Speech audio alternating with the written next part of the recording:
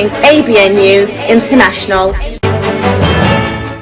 السلام علیکم ناظرین، میں ہوں عائشہ شبیر اور آپ دیکھ رہے ہیں ABN نیوز انٹرنیشنل۔ نظر ڈالتے ہیں آج کی اہم خبروں پر۔ بریڈفورڈ میں انتخابی عمل مکمل۔ بریڈفورڈ بلدیاتی انتخابات 2026 ریفارم UK 29 نشستوں کے ساتھ سب سے بڑی جماعت بن گئی۔ لیبر پارٹی کو بڑا دھچکا، 87 میں سے صرف 17 نشستیں حاصل کر سکی۔ کنزرویٹو پارٹی 18 نشستوں کے ساتھ دوسرے نمبر پر رہی۔ بریڈفورڈ کی سیاست میں بڑا اپسیٹ، لیبر کا مضبوط گڑھ کمزور پڑ گیا۔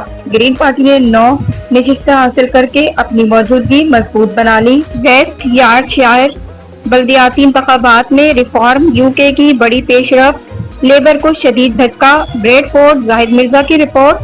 ویسٹ یارکشائر میں 2026 کے بلدیاتی انتخابات کے نتائج نے سیاسی منظرنامے میں ہلچل مچا دی، جہاں ریفارمر UK نے نمایاں کامیابیاں حاصل کرتے ہوئے لیبر پارٹی کو کئی اہم نشستوں پر شکست دی۔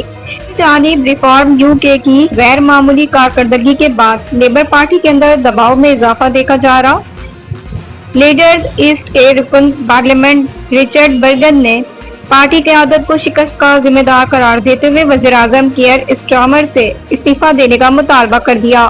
سیاسی مبصرین کے مطابق ویسٹ یارکشائر کے یہ نتائج برطانیہ کے قومی سیاست پر بھی گہرے اثرات مرتب کر سکتے ہیں، خصوصاً ایسے وقت میں جب اگلے عام انتخابات کی تیاریوں کا آغاز ہو چکا ہے۔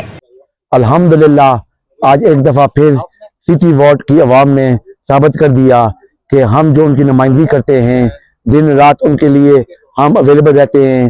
تو آج رزلٹ جو آیا ہے وہ سب کے سامنے ہے، اور میں دل کی تہ گہرائیوں سے پوری بریڈفورڈ، میرے بھائی، میری بہنیں، میرے بزرگوں کی دعائیں اور سپورٹ کا میں بہت بہت شکریہ ادا کرتا ہوں۔